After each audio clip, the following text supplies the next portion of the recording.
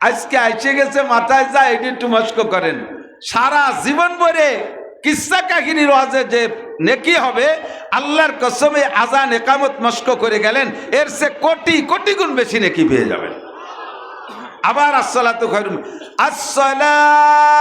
খায়রুম মিনান নাওম।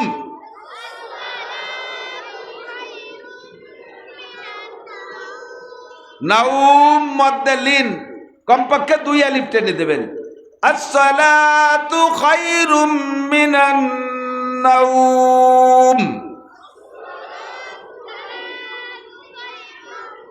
একামতে যে কি কয়, ওই এক নিঃশ্বাসে সব মারি দেয়, অথবা এক নিঃশ্বাসে আডাটা আল্লাহু আকবার, আল্লাহু আকবার, আল্লাহু আকবার, আল্লাহু আকবার, আশহাদু আল্লা ইলাহা ইল্লাল্লাহ, আশহাদু আল্লা ইলাহা ইল্লাল্লাহ। এই হাবানি বাটির একামতের দরকার নাই। এক নিঃশ্বাসে প্রথম তাকবীর 4টা, আল্লাহু আকবার, আল্লাহু আকবার, আল্লাহু আকবার, আল্লাহু আকবার।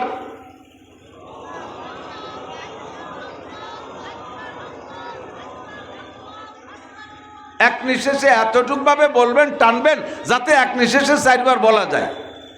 এরপরে প্রত্যেক 2-2টি এক নিঃশ্বাসে আশহাদু আল্লা ইলাহা ইল্লাল্লাহ, আশহাদু আল্লা ইলাহা ইল্লাল্লাহ।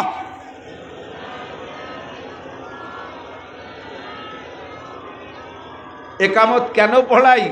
গত রমজানে মাদ্রাসা তো বন্ধ থাকে, আমার মাদ্রাসায় ছাত্র নাই, বন্ধ, ছুটি। তো নামাজ পড়তে যাই রমজানে না, এমনি সময় একটা লম্বা ছুটিতে মুসল্লি একজন পাইছি, সে সব সময় আমাদের মাদ্রাসার মসজিদে নামাজ পড়ে। তো ওরে কইলাম যে একামত দে, একটু রেস্টায় বাতি যায়, ওরে কইলাম একামত দে। ও আবার ভাষে দাঁড়াইয়া আজান দিয়া শুরু হয়ে দিয়েছে। একামত দিতে কইছি, কানে হাত দিয়ে টাইনিয়ে আজান দিয়া শুরু হয়েছে। পরে থামাই দিয়ে একামত নিজে দিয়ে নিলাম। ইমাম সাহেব নিজে একামতও দিতে পারে, মুয়াজ্জিন আজানও দিতে পারে, আবার যাই একামতও নিজে দিয়ে ইমামতিও নিজে করতে পারে, তাতে দোষ নাই। যদি শুদ্ধ একামত দেনওয়ালা না পাওয়া যায়, তাহলে ইমাম সাহেব নিজেই একাই একামত দেবেন, একামত দিয়ে এরপর আপনি নামাজ পড়াবেন, তবু অশুদ্ধ একামত দিতে দেবেন না। এরপরে 4 শব্দ এক নিঃশ্বাসে, প্রত্যেক 2-2 শব্দ একশ্বাসে। এরপরে হাইয়া আলাস সালার জায়গা যায় কি করে, হাইয়া আলাস সালাতি, হাইয়া আলাস সালাহ। এই হাইয়া আলাস সালাতি নাই, হাইয়া আলাস সালাহ, হাইয়া আলাস সালাহ, হাইয়া আলাল ফালাহ, হাইয়া আলাল ফালাহ। হাইয়া আলাল না, হাইয়া আলাল ফালাহ। আসো কল্যাণের দিকে, হাইয়া মানে আসো, আলাল ফালাহ মানে কল্যাণের উপরে, তার মানে কল্যাণের দিকে। হাইয়া আলাল ফালাহ মাঝে আবার পাবলিকই পুরো নিয়ে একামত দেয়, হাইয়া আলাল ফালাহ, হাইয়া আলাল ফালাহ, মাঝে একটা হাই কই একটা গাই দেয়। এ হাইয়া আলাল ফালাহর মাঝে হাই আর একটা নাই, হাইয়া আলাল ফালাহ, হাইয়া আলাল ফালাহ।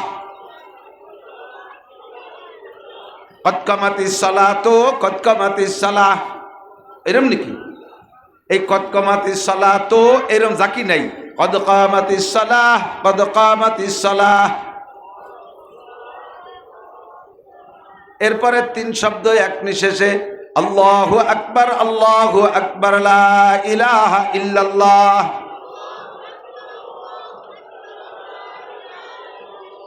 মনে হয় জিন্দেগিতে যত ওয়াজ করছি তার মধ্যে সেরা একটা ওয়াজ আজকে করলাম। এটা পারি না, সুযোগ হয় না। ওয়াজের মাঠ এই মস্কের মাঠ না। অনেক যুবকরা আইছে, তাদের মন চাহি কিছু কথা আছে, যে আমরা আনন্দের কথা বলে থাকি, একটু শুনবো হুজুরির ওয়াজ শুনতে, যে আজকে তাপে আছে বাদে নাই। আজকে যেটা বাজছে তোমার জিন্দেগির সেরা ওয়াজ তুমি শিখে গেছো, শোনা, মন খারাপ করো না, বলি আলহামদুলিল্লাহ। এমন একটা মাসালা, যেই মাসালাটা না জানা থাকার কারণে আপনার লম্বা ভালো নামাজ নষ্ট হয়ে যাচ্ছে। যেমন এদিক থাকেন, আমরা নামাজ পড়তে যাইয়া 1 নম্বরে পবিত্রতার দিক যাইয়া, এদিকে দিক পবিত্রতা, পেশাব পায়খানার ডিলা ব্যবহার করা সুন্নাত। তবে পায়খানার ডিলার চাইতে পেশাবের ডিলা বেশি জরুরি পুরুষের জন্য। পেশাবে পুরুষ, এই এই ওয়াজের শ্রোতা কয়টা আইছে বইছে সামনে, সব জায়গার মাঠে যে খুদকুড়ো কয়টা আইছে সামনে বসে। শোনেও না বোঝেও না, এসে সামনে এক কাতারে বসে যায়। সাতের আগে মসজিদেও নিয়ে যাবে না বাচ্চাদেরকে, সাতের আগে ওই পকেটে ওই যে ওয়াজ শুনতে আনবে না, ও শোনে না, ওর বাপরেও শুনতে দেয় না, খালি ওই রুবানিয়তি তালে দেয়। আল্লাহ, পুরুষরা পেশাবে ঢিলা ব্যবহার করা সুন্নাত। আমার হুজুর বলতেন এই সুন্নাতটা ফরজের মাথা খায়। যদিও সুন্নাত ফরজের মাথা খায়, তার মানে ফরজ নির্ভর করে সুন্নতের উপরে। পুরুষরা পেশাব করে হাঁটা দেওয়ার পরে পানি দিয়ে ধুয়ে হাঁটা দিয়েছেন, 1-2 ফুটা টপকানোর সম্ভাবনা থাকে। এই 1-2 ফুটা যদি ঢিলা ধরে আপনি ধরে না রাখেন, তাহলে রানে লাগবে আর কাপড়ই লাগবে, গায়ে লাগবে আর কাপড়ই লাগবে। নামাজের ফরজ 13টি। 1 নম্বরে শরীর পাক, 2 নম্বরে কাপড় পাক। পেশাবে পুরুষে যদি ঢিলা ব্যবহার না কইরা শুধু জায়গার থেকে পানি দিয়ে ধুয়ে হাঁটা দেয়, হাঁটা দেওয়ার পরে 1-2 ফুটা যে টপকাইলো, এটা আপনার গায়ে লাগবে, কাপড়ই লাগবে। 13 ফরজের প্রথম 2টা ফজর ফরজ নষ্ট হবে। আপনি এরপরে যত সুন্দর করে নামাজ পড়েন, আল্লাহর কসম আপনার নামাজ হবে না। 13টা ফরজের একটা ফরজ নষ্ট হয়ে গেলেও নামাজ বাতিল। এই ফরজ তরক হইলে এটা সসিদা দিলি সারে না, ওয়াজিব তরক হইলে সসিদা দিলি সারে। আপনার ফরজ তরক হয়ে গেছে। ফরজ তরক মানে আমাদের দেশে খালি কাঁচা দিয়ারে ফরজ তরক কয়। ফরজ তরক মানে কি, যেই ফরজটা আপনার আদায় করার দরকার ছিল ওইটা বাদ পড়ে যার নাম ফরজ তরক। এবার আপনার 70 টাকা ফরজ, বলেন 70 টাকা।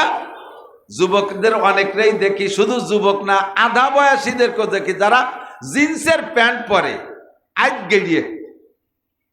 আধা বয়সীরা আমাকে দিকে আইত গেড়িয়ে কয় না, এই আইত গেড়িয়েরাও জিন্সের প্যান্ট পরে। গেঞ্জিটা আর প্যান্টটা দাঁড়াইলে মুখ সমান সমান দাঁড়ায়, যখন হাঁটে যখন তখন প্যান্ট আর গেঞ্জির মুখ সমান সমান। যখনই রুকুতি যায় তখন গেঞ্জিটা টান খাই এদিক চলে আসে, প্যান্টটা টান খেয়ে ওদিক চলে যায়।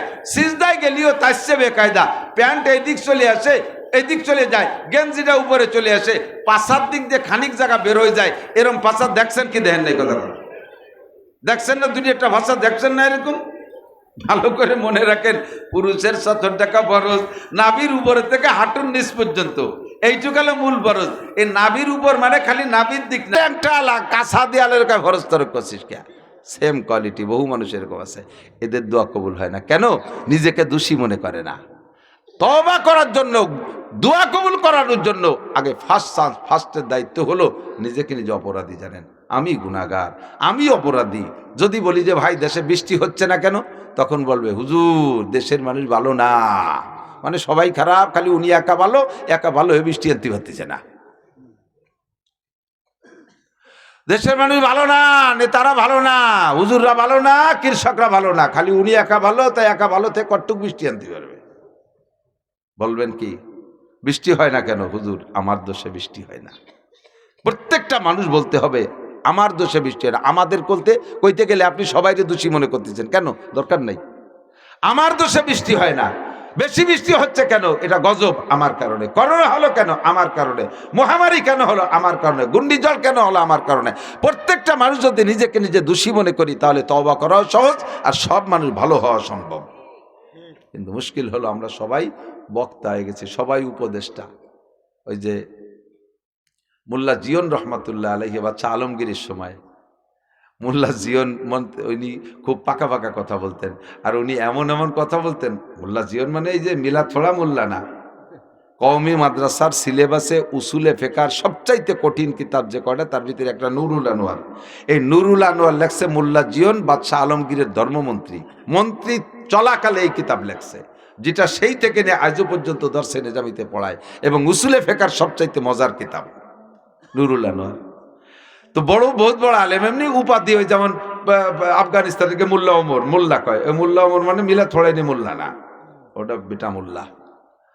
তো ওই মোল্লা জিয়ন রহমতুল্লাহ আলাইহি মন্ত্রিসভায় বসলে উনারে যদি কেউ একটা কথা বলতো, উনি এমন জবাব দিত, তাতে সে লজ্জায় আর বছরের মধ্যে উনার সাথে কথা বলতে সাহস পেত না। আর মোল্লা জিয়নের কাছে সবাই হারিয়ে যায়, বাদশাহ মাঝে মাঝে কথা বলতে যে হারিয়ে যায়। তাই আজকে বাদশাহ মোল্লা জিয়নরে বলছে, মোল্লা বলেন তো আমার এই পুকুরি কয় গিলাস পানি আছে? আপনি তো এত ফাঁকা ফাঁকা কথা কন, আপনার মেজারমেন্ট হিসাব নিকাশ খুব কঠিন, বলেন তো পুকুরি কয় গিলাস পানি আছে? না বলতে বলি পরে আজকে কিন্তু। সব এমপি মন্ত্রীর হাতে তালে জি স্যার ঠিক হয়েছে, আজকে মোল্লা ধরা খাইছে, বলাই লাগবে পানি কয় লাগবে, গিলাস পুকুরি কয় গিলাস আছে পানি। হ্যাঁ মোল্লা জিজ্ঞেস করছে স্যার গিলাসটা কটুক, তা তো কর নেই, গিলাস তো ছোট বড় কত পদের আছে। কয় তার মানে? কয় হ্যাঁ যদি গিলাসটা পুকুরির সমান হয় তাহলে 1 গিলাস, মানে কয় গিলাস, আর গিলাসটা যদি পুকুরির অর্ধেক হয় তাহলে 2 গিলাস। এইভাবে গিলাসের আইডিয়া না দিলে আমি কিভাবে মাপবো? মন্ত্রী কয় ইয়ে হুজুরে আটকানো যাবে না, মোল্লারে আটকানো যায়, কঠিন মোল্লা, এ মোল্লা সে মোল্লা না। এখন বলতেছে মোল্লা বলেন তো দেশে রুগী বেশি না ডাক্তার বেশি? দেশে রুগী বেশি না ডাক্তার বেশি? পুরো পরিষদের কাছে জিজ্ঞেস করতে সবাই বলতেছে স্যার ডাক্তার তো আমাকে আব্দুল খালেক ডাক্তার, আর ওই পাশে জামাল ডাক্তার, ওই পাশে আছে হরিভদ্র ডাক্তার, এর ডাক্তার তো 4 বছর, রুগী তো সব। তো এইবার মোল্লারে জিজ্ঞেস, মোল্লা বলেন তো আপনি বলেন তো। মোল্লা কইতেছে স্যার দেশে ডাক্তার বেশি রুগী কম। এটা বাচ্চারও মাইন্ডের সাথে মিল হয় নাই, ওনার আকিদের সাথে মিলে নাই। বাচ্চা বলে কি বলেন, আমরা তো মানুষের মধ্যে তো সবই তো সুস্থ, এর মধ্যে ডাক্তার তো আমরা কেউ না, তা আপনি বলেন ডাক্তার বেশি রুগী কম, এ প্রমাণ না করতে পারিবেরা কিন্তু সামনে আরো কঠিন আছে। তো 2-3 দিন অধিবেশনে আসে না মোল্লা জিয়ন ইচ্ছাকৃতভাবে, পরে খবর দিয়ে আনছে এই চাদর গাই দিয়ে বগলের মুসৈরি আইছে, অফিসে ঢুকছে সংসদ ভবনে। মোল্লা কি খবর, ঢুকছে যখন সেই সময়, মোল্লা কি খবর, 3 দিন আসে না, কয় স্যার বগলে 20 ফোড়া, এর জ্বালায় চাটাচ্ছে কামড়াচ্ছে, হলেও না ফাটেও না, মহা বিপদে আছি, এই জন্য আসতে পারে। এই বলতে বলতে এমপি একজন বলতেছে কচুর পাতা বাইটিয়ে লাগালি পাইকে যায়। একটু আগলে আর একজন বলতেছে না ওই মুসুরির ডাল বাইটিয়ে লাগালিও সেরে যায়। আর একটু আগলে আর একজন বলতেছে কয় যে কবুতরের পায়খানা লাগলেও ফাটে যায়। এরপরে বাচ্চা নিজের দ্বারে গেলে বাচ্চাও বলতেছে তাও হয়, আবার নাকের শিয়েন একটু লাগালিও সেরে যায়। এখন উনি বগল ছাড়িয়ে দিয়ে কয় স্যার বগলে ভোড়া টোড়া কিছু না। আমি বলে তাই প্রমাণ দেন, আমি রুগী আমি একা, আর এ জায়গার আমরা সব কয়জন ডাক্তার। দেশে রুগী বেশি না ডাক্তার বেশি? এবার জিজ্ঞেস করছে দেশে ফতোয়া চানেওয়ালা বেশি না দেনেওয়ালা বেশি? তাও মোল্লা কয় ফতোয়া দেনেওয়ালা বেশি, ফতোয়া চানেওয়ালা কম। মশলা চার দোকানে আমরা উলামায়ে কিরাম বসা আছি, আমার কাছে মশলা জিজ্ঞেস করছে ভাইজান হুজুর এই মশলাটা কি হবে, পকেটে মোবাইল রয়েছে বন্ধ করতে মনে নাই, এই নামাজে দাঁড়াইলে তো রিংটন শুরু হয়ে গেছে, কেউ ফোন দিয়েছে বাঁচতে তালেছে, এই মুহূর্তে কি করতে পারি? ফতোয়া চাইছে আমার কাছে, আমি ভাবতেছি যে কিভাবে বলবো, ভাবতি বাপ রে বাপ 20-22 জন ছেলে 4 দোকানে বিড়ি খা মুক্তি ফকা ফক ফতোয়া দিয়া শুরু করে দিয়েছে, বিড়ি দুমার মশলা একসাথে বাড়িতে তালে রয়েছে। কতক্ষণ মোল্লারে কোনোভাবে আটকাতে পারে, একটু কই আর কি মজার কথা, মোল্লারে কোনোভাবে আটকাতে পারে না। লাস্টে একদিন মোল্লা মন্ত্রীদের ওনার আড়ালে সব এমপিদের মন্ত্রীদের বলছে কালকে সবাই একটা ডিম নিয়ে আসবা। এ মোল্লারে তো ঠগাতেই পারি না, যা কই তাই দিয়ে ছাড়াই চলে দেখায় দেয়। কালকে সবাই একটা ডিম আনবা, পাশার নিচে থুয়ে গোপনে বসে থাকবো, একটা কায়দের বসা যাতে ভেঙ্গি চুরে না যায়, এ খবর যেন মোল্লা জানে না। মোল্লার তো দেরি হয়ে আসে, আমি রাগারাগি করে বলবো যে সবাই মুরগির মতো পিছে টানেন, ডিম পাড়েন সবাই, তো সবাই ভাষা চলতে ডিম দেখাবেন, মুরগি মোল্লা তো দেখাতে উনি তো জানেন আনবে না। কালকে এই ডিম প্রদর্শনীতে একটা ঠগানো দেওয়া হবে মোল্লারে। তো সবাই এরকম পাশার নিচে ডিম থেকে বসে রয়েছে, মোল্লা আইসে পরে। এখন বাচ্চা কৃত্রিম সাজানো নাটক, আপনাদের দ্বারা কিভাবে দেশ চালাবো, এরকম খালি মুরগির মতো পিছে টানেন, আপনারা মুরগির মতো ডিম পাড়েন। বললি ভাষার তলেতে ডিম একটা বাইরে সবাই দেখাইছে যে স্যার এই যে ডিম, আর মোল্লার তো ডিম নাই, মোল্লা দাঁড়াইছে, আর মোল্লা বুকা সাজিয়ে গেছে, মোল্লা কি ব্যাপার ডিম দেখান না কেন? এর মধ্যে মোল্লা ডাক করছে কুকুক কুক, তার মানে কয় স্যার এতগুলো মুরগিতে ডিম পারলে একটা মোরগ না থাকলে তো ডিম বাওয়া হয়ে যাবে না, আমি মোরগ। মন্ত্রীরা কয় স্যার আজকে হাতে ধরে ঠকালেন, ইয়ার দরকার ছিল। সবসময় বলদ বানালি হবে না, আল্লাহ যদি কোনো কেরম এরম যোগ্য হাক্কানি রব্বানি আলেম বহুত কিচ্ছা আছে, সেগুলো আর দরকার নেই। আজকে রাত্রে আমরা নিজের দিকে তাকাবো, মোল্লার দিকে তাকাবো না। মসজিদের হুজুর খারাপ, এমপি সাহেব খারাপ, চেয়ারম্যান সাহেব খারাপ, শিল্পপতি সাহেব খারাপ, ও খারাপ সে খারাপ, কেউ খারাপ না, সবাই ভালো, আমি খারাপ। নিজেকে নিজে খারাপ জানিয়ে গভীর রাত্রে আল্লাহর কাছে আজকে দোয়া করবো। রাজি আছি না? দোয়া করা যাবে? পাঁচখানতে তো মনে আছে, আল্লাহকে মানি তো হক আদায় হবে কার? কিছু চাইতে হলে কার কাছে? কোন নেতার কাছে। কোন নেতার পিছনে স্লোগান দিতে যে যদি বলেন অমুক ভাইকে দিলে ভোট শান্তি পাবে দেশের লোক, আপনি পাক্কা মুশরিক, আপনি পাক্কা মুশরিক। কোন পীরের কাছে মান্যত করে যদি আপনি ছেলে সন্তান বা অর্থ সম্পদ কামনা করেন, আপনি পাক্কা মুশরিক। বট গাছ, তাল গাছ, বেল গাছ, মান্দার গাছ, বিভিন্ন জায়গায় মুসলমানরা যে সে জায়গা ফুল দেয়, এগুলো সব শিরিক। শিরিক থেকে বাঁচেন। ওয়ালা তুশরিক বিল্লাহ ইন্নাশ শিরকা লাযুলমুন আযীম।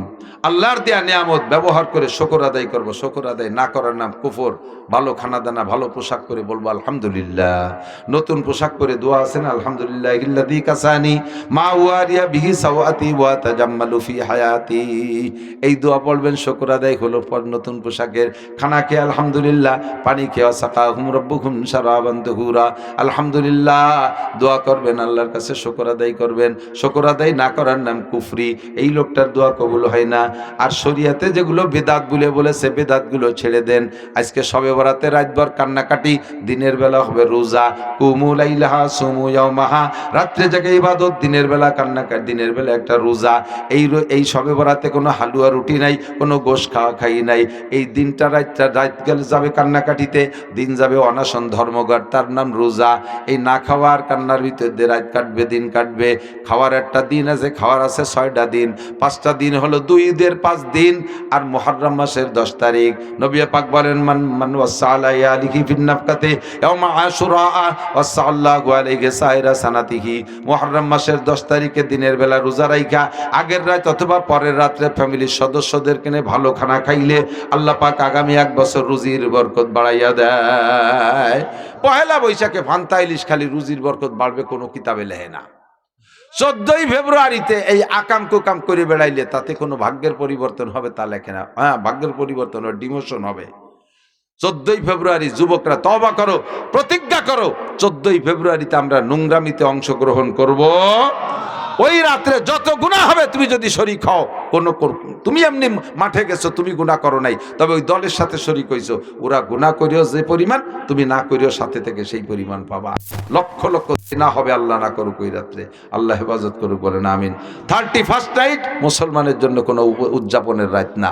মুসলমানের উদযাপন পহেলা মুহররম, যদি কি বলে আরবি নববর্ষ যদি খুঁজতে হয়, তাহলে মুসলমানের বছর হলো আরবি বছর, নববর্ষের মুহররম মাস প্রথম মাস, সেই দিন উদযাপন করো। তাহলে 10 তারিখ, 1 তারিখও না। আমরা এই সমস্ত নোংরামির থেকে বেঁচে থাকবো আর সব গুনার থেকে তওবা করব। যদি তওবা না করি তাহলে দোয়া করে কোনো ফায়দা নাই। গুনার থেকে তওবা করে তারপরে হতে হবে তো দোয়া। আল্লাহ পাক রব্বুল আলামিন আমাদের দোয়া কবুল করে। সবাই বলেন আমিন, সবাই বলেন আমিন। মাঠে শেষমেশ অনেক লোক আসছেন। মসজিদের উন্নয়ন কর্তৃপক্ষ, মাদ্রাসা আছে নাকি, মসজিদের জন্যই উন্নয়ন চেয়েছে, ওনাদের কি কি কাজ বাকি আছে। আল্লাহর ঘর